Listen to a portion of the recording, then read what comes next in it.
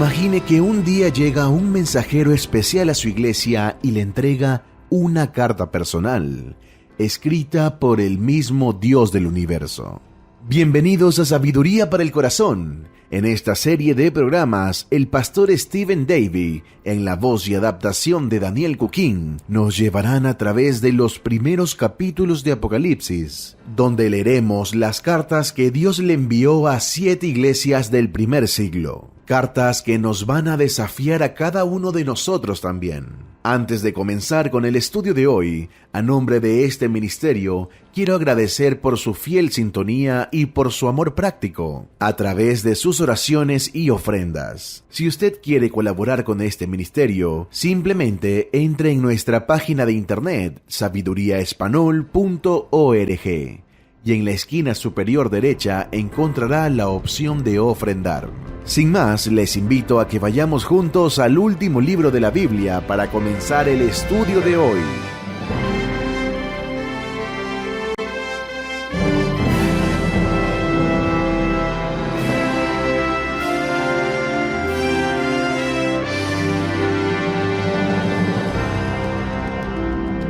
Una mujer mayor del estado de Florida salió al supermercado a comprar. Pero cuando regresaba a su auto, encontró a 4 hombres en el acto de irse con su vehículo. Ella soltó las bolsas y, habiéndose preparado para un momento como ese, sacó una pistola de su cartera y apuntó hacia el auto. Ella no solo había conseguido una licencia para portar su arma, sino que estaba lista y preparada para disparar. Ella gritó con todas sus fuerzas: «Tengo una pistola y sé cómo usarla. ¡Salgan del auto ahora mismo!». Los 4 hombres salieron corriendo del auto y escaparon lo más rápido que pudieron. Esta pequeña ancianita, algo temblorosa, volvió a agarrar sus bolsas, las metió en el auto y se sentó en el asiento del conductor. Con toda la agitación por lo que había pasado, no podía meter la llave en el arranque. Ella trató y trató hasta que finalmente se dio cuenta que ese no era su auto. Ya le había parecido extraño que en el asiento del copiloto había un balón de fútbol. Ahora sabía por qué. El auto en el que estaba era del mismo modelo que el suyo, pero no era su auto. Momentos más tarde encontró su auto estacionado a 5 espacios de distancia. Inmediatamente ella manejó hasta la estación de policía para confesar lo que había pasado, pero el sargento no se podía parar de reír. Cuando pudo calmarse le dijo: «Señora, pensamos que era una broma. Recién se van los 4 hombres que vinieron reportando un asalto. Dijeron que una ancianita de 1,50 m, pelo blanco y ondulado, usando anteojos y portando una gran pistola, les había robado el auto». La moraleja de esta historia es que las apariencias engañan. Un par de años atrás tuve el privilegio de visitar Gran Bretaña, así que aproveché a ir a los lugares famosos que tienen que ver con nuestra herencia cristiana, y fui a lugares como la Capilla Wesley, la Abadía de Westminster y la catedral donde John Knox predicó la verdad con gran valentía. Me puse a pensar que estaba visitando iglesias que ya no tenían el mismo testimonio de antes. La verdad es que estas apenas son una sombra de su gran pasado. El visitar la Abadía Westminster no tuvo nada que ver con el testimonio viviente de una iglesia vibrante. El visitar ese lugar fue como visitar un cementerio techado. Era una estructura imponente, bella, con un diseño arquitectónico impresionante. Vi púlpitos y bancas. Se llevaron a cabo algunos servicios, ceremonias y oraciones. Algunas velas fueron encendidas. Y sin embargo, esta iglesia estaba muerta, junto con la mayoría de las otras. No eran más que enormes y bellos cementerios techados. Si viajáramos en el tiempo y visitáramos todas las grandes iglesias del mundo, sin duda atravesaríamos el mar Mediterráneo y nos detendríamos en las grandes iglesias de Éfeso, Antioquía, Jerusalén y Filadelfia. Pero también visitaríamos una de las iglesias más adineradas de Asia Menor, la iglesia de Sardis. Sardis era el lugar donde todos querían vivir, y la iglesia de Sardis era el lugar donde todo cristiano quería asistir, o al menos visitar. Esta iglesia era una colmena de actividad y programas, y de hecho la gran reputación de la iglesia en Sardis se extendía por todo el mundo antiguo. Un día les llegó una carta. Venía de parte del mismo Dios. La congregación se reunió para leer lo que creían que serían elogios de parte del Señor. Y sin embargo, lo que escucharon y leyeron los sorprendió. Comencemos leyendo Apocalipsis 3:1. Escribe al ángel, el mensajero de la iglesia en Sardis, el que tiene los 7 espíritus de Dios y las 7 estrellas, dice esto: Yo conozco tus obras, que tienes nombre de que vives y estás muerto. En otras palabras, esta iglesia aparentaba estar viva, pero a los ojos de Dios, esta iglesia estaba muerta. Tenía un nombre, una reputación de ser la iglesia ideal, pero la realidad no correspondía con su nombre. ¿Notó la forma en que Cristo se presenta en este versículo? Él le está diciendo a la iglesia en Sardis: yo tengo la plenitud del discerniente Espíritu de Dios. Yo conozco tu vida espiritual. Yo conozco tu pulso espiritual y tus signos vitales. Todos creen que estás bien, pero quiero que sepas que yo sé que estás listo para el cementerio. Estás muerto espiritualmente. Cuando se habla de muerte en este contexto, se está hablando de una falta de efectividad espiritual. Las iglesias que han sido advertidas estaban en peligro de que se les quitara su candelero. Así se convertirían en iglesias con un gran pasado, pero sin un futuro. La presencia y la bendición del Señor estaba en juego. El caso de Sardis es que la iglesia parecía estar viva, pero en realidad estaba muerta. ¿Alguna vez ha estado en una iglesia muerta?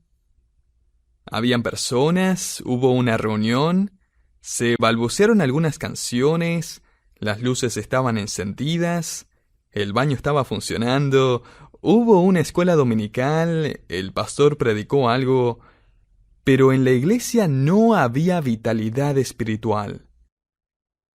Estaba muerta, y usted casi podía sentirlo.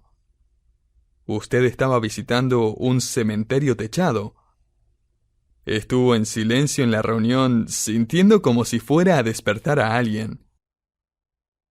El himno favorito de este tipo de iglesia es: uno a uno los santos se fueron a dormir. En la puerta de entrada hay un letrero que dice «Bienvenido», pero justo por debajo, en letras chicas, dice «No molestar». Sardis es una de las 2 iglesias que Jesucristo no elogia por nada.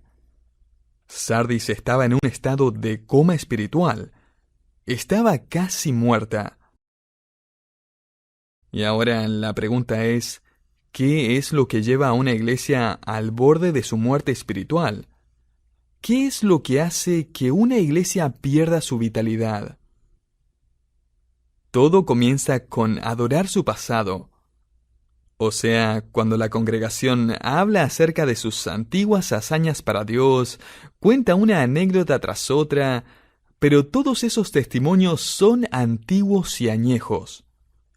Continúa protegiendo sus tradiciones en vez de sus doctrinas, no se arriesga a tomar nuevos desafíos en fe, y el que se atreve a preguntar siempre recibe el baldazo de agua fría llamado nunca lo hemos hecho así antes. O el tiempo no es el correcto. O no es seguro hacer eso. Los síntomas de este tipo de iglesia son que todo lo que hace es tomar cuidado de sí misma. Se enfoca en sí misma y la gente se une para hacer cosas para ellos mismos en vez de hacer cosas para otros o para Dios. A este tipo de iglesia no le gusta recibir nuevas personas. ¡Hey! Ese es mi asiento. Ese es mi estacionamiento. Alguien está usando mi taza. Alguien está sentado en mi silla. Y el problema es que esta es la actitud de muchos cristianos. Querido oyente, cada iglesia está a 1 o 2 decisiones de convertirse en una iglesia así. ¿Notó que esta iglesia no estaba teniendo luchas? En las otras iglesias que hemos estado estudiando hasta ahora, algo estaba pasando, bueno o malo. Había tensión, desafíos, algún tipo de conflicto o lucha. La tensión y la lucha pueden ser desagradables, pero al menos son señales de que hay vida. Esta iglesia en Sardis estaba tan muerta que ni siquiera tenía luchas por dentro. Tenía paz, pero era como la paz de un cementerio. Ellos estaban como hipnotizados, como si el maligno sostuviera su reloj de oro frente a esta iglesia y le susurrara: «Duerme, duerme, duerme». No usted, querido oyente, usted siga escuchando. Lo que comienza como una escena en el lecho de muerte parece cambiar repentinamente a un drama en una sala de emergencias. Más que empezar a oficiar un funeral, Cristo hace unos últimos esfuerzos para revivir los corazones de los santos que están adormecidos con apatía y conformidad espiritual. El Señor le da a esta iglesia 5 imperativos, como si fueran baldazos de agua fría en la cara de estos creyentes adormecidos o ya inconscientes. El Señor grita con gran urgencia y gran pasión los siguientes mandamientos. El primer mandamiento en Apocalipsis 3:2 es: «Despierta» o «sé vigilante». Este mandamiento habría tenido un significado bastante especial para los creyentes en Sardis. 700 años antes de que esta carta llegara a manos de estos creyentes, la ciudad de Sardis era una de las ciudades más importantes del mundo. Sardis se erigía como una enorme torre que protegía el valle Hermo. Sin embargo, el rey Creso un día fue a pelear contra el rey Ciro de Persia y Creso fue derrotado sin mayores dificultades, por lo que volvió huyendo a su fortaleza junto a su ejército. Una fortaleza que a todo esto se encontraba a 457 metros sobre el valle. Ciro marchó con su ejército hacia Sardis, pero se vio forzado a detenerse al ver los acantilados que rodeaban la ciudad.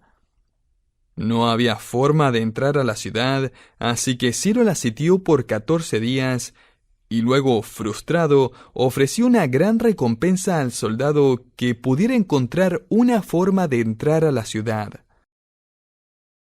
Un día, un soldado persa llamado Ireades vio como a un soldado centinela de Sardis se le cayó el casco por el acantilado. El soldado bajó por las almenas y luego por el acantilado, recogió su casco y volvió a subir por el mismo lugar. Ireades se fijó bien en cómo lo hizo y trazó mentalmente el camino. Esa noche, Ireades guió un pequeño grupo de soldados por la misma grieta en la piedra en la que el otro soldado había escalado, y cuando llegaron a la cima y saltaron sobre el muro, encontraron la almena descuidada y a los soldados dormidos, absolutamente confiados de que nunca nadie podría entrar a la fortaleza. Los soldados persas simplemente abrieron las puertas de la ciudad desde adentro y Creso se rindió sin dar pelea. Interesantemente, esto mismo les volvió a ocurrir unos 650 años más tarde, cuando el general romano Antíoco también escaló por el acantilado y encontró a los centinelas dormidos. Así que cuando Cristo le dice a esta iglesia, despierten, estén vigilantes, seguramente ellos habrían recordado estos duros eventos y entenderían su propio peligro. El segundo mandamiento en Apocalipsis 3:2 es, afirma, sé vigilante y afirma las otras cosas que están para morir, porque no he hallado tus obras perfectas delante de Dios. Las otras cosas en el original no hace referencia a personas, sino a realidades espirituales. Así que, en otras palabras, las realidades espirituales de la iglesia necesitaban atención. Las cosas que distinguían a esta iglesia para bien. Las cosas que mantenían a la iglesia pura, enfocada y apasionada. Esas cosas debían afirmar. ¿Ha detectado algún problema? ¿Sabe en qué área su iglesia es débil y necesita afirmarse? A todo esto, ese no es solo un desafío para la iglesia en general, sino que para cada cristiano en particular también. Cristo va a terminar esta carta, como todas las otras, diciendo en Apocalipsis 3:6, todos en particular oigan lo que el Espíritu está diciéndole a la iglesia en general. Así que, ¿cuáles son los puntos débiles en su vida? ¿Dónde están las grietas y fisuras en la fortaleza de su vida? ¿Dónde es que el enemigo parece escalar sus muros? Afirme esas cosas. Despierte. Afirme. Y en tercer lugar, recuerde. Apocalipsis 3:3 dice, acuérdate pues de lo que has recibido y oído. Esto significa literalmente, sigue recordando. En otras palabras, no deje que se le olvide lo que recibió. No se olvide de la gracia de Dios que lo salvó. No se olvide de su vida antes de Cristo. No se olvide que es el poder de Dios que lo sustenta y lo fortalece. No se olvide que sus habilidades han sido un regalo de Dios. No se olvide de estar preparado y expectante de la venida del Señor. No lo olvide. Una iglesia que no recuerda su pasado, o que lo recuerda pero olvida su importancia, es una iglesia que está entrando a un coma espiritual. Despierte, afirme, recuerde. En cuarto lugar, trabaje. Apocalipsis 3:3 dice, acuérdate pues de lo que has recibido y oído, y guárdalo. Dicho de otra manera, no solo recuerde todas esas cosas, sino que hágalas. Porque no sirve de nada que una iglesia tenga una buena memoria si es que ésta no afecta sus pies, sus manos, su mente y su corazón. En quinto lugar, Cristo dice en Apocalipsis 3:3, mientras hacen todo eso, no pasen por alto que necesitan arrepentirse. Literalmente, cambien de dirección. Continuando ahora con este versículo, vemos que el Señor le da una advertencia a esta iglesia en Sardis. Apocalipsis 3:3 dice, pues si no velas, vendré sobre ti como ladrón, y no sabrás a qué hora vendré sobre ti. La figura de la venida del Señor como ladrón en la noche siempre trae la idea de un juicio inminente, como lo vemos en Mateo 2:43, Lucas 12:39, 1 Tesalonicenses 5:2. Y esta amenaza no está relacionada con el rapto de la iglesia. Esta es una referencia a la prontitud de su venida en juicio. Un ladrón viene y toma cosas de valor.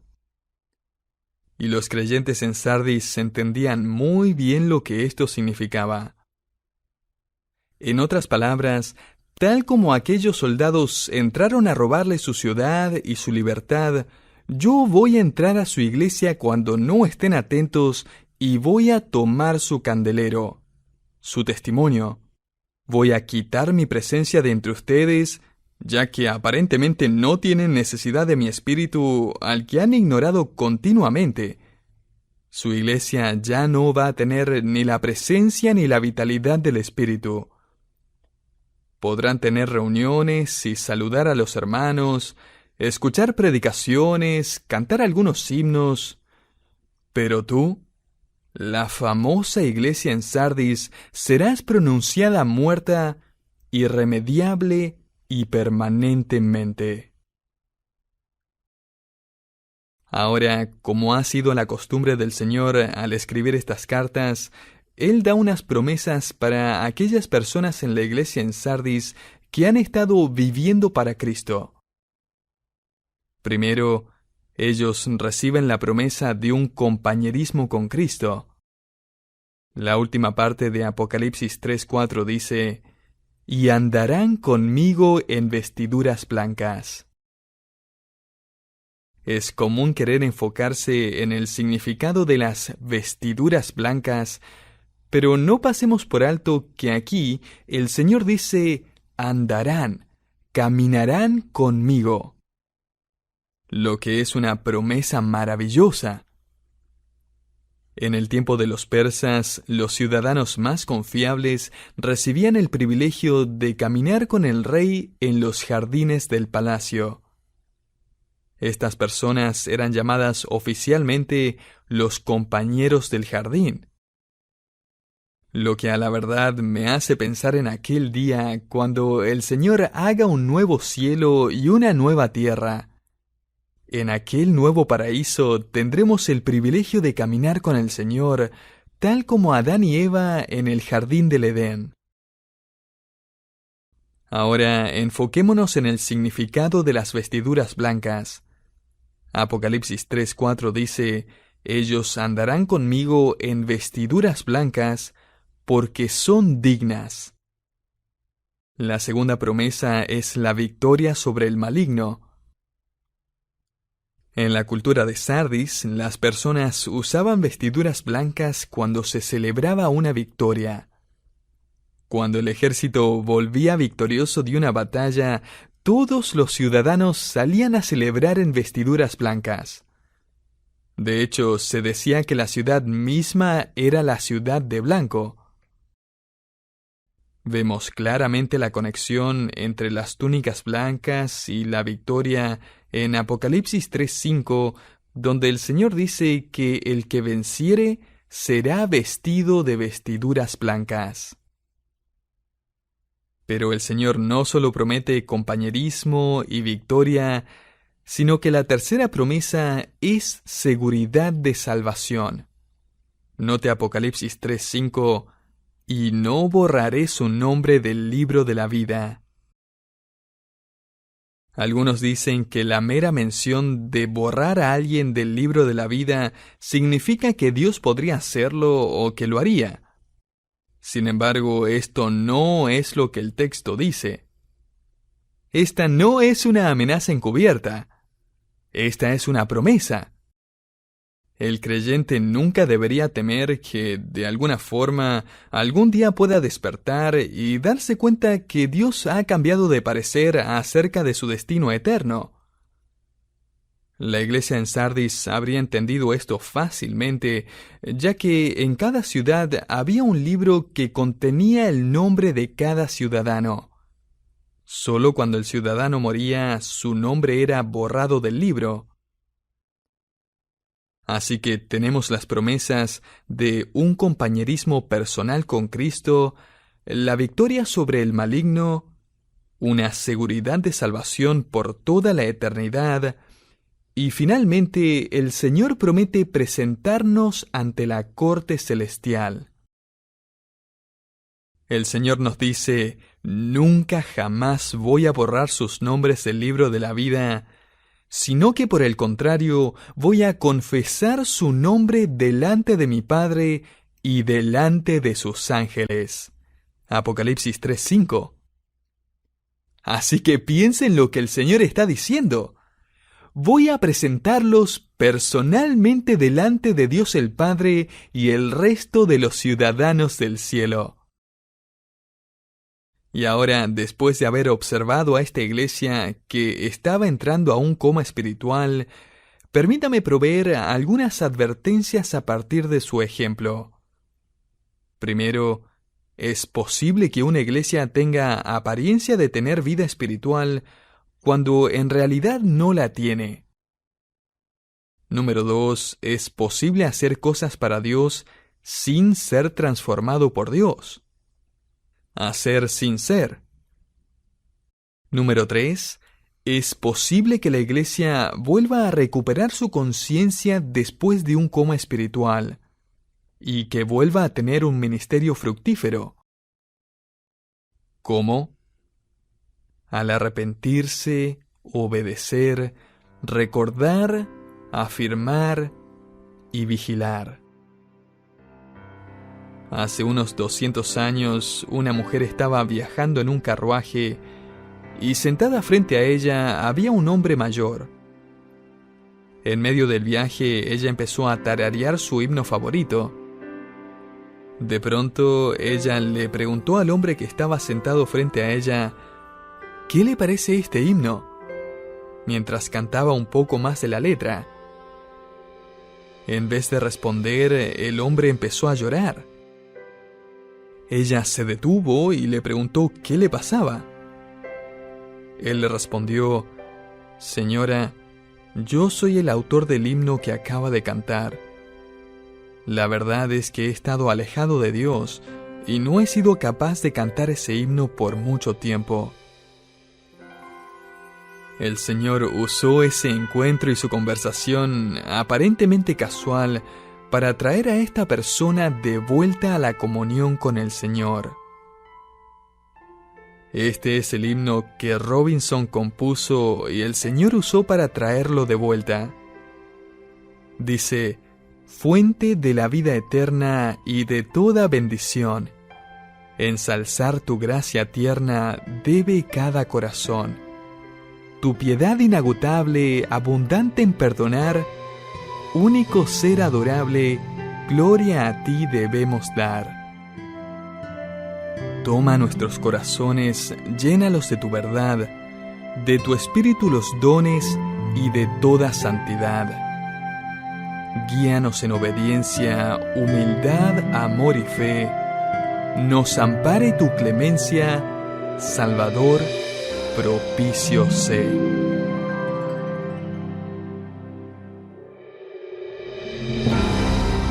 Muchas gracias por habernos acompañado en Sabiduría para el Corazón.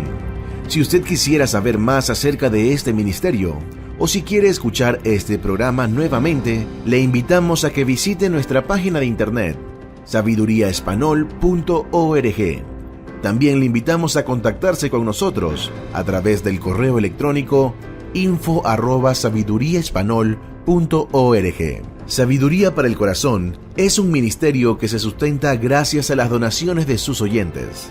Sus ofrendas de amor hacen posible que por la gracia de Dios sigamos tocando las vidas de miles de personas con la exposición fiel de la palabra del Señor. Hasta entonces, que el Señor le bendiga y nos encontramos en nuestro próximo programa, en Sabiduría para el Corazón.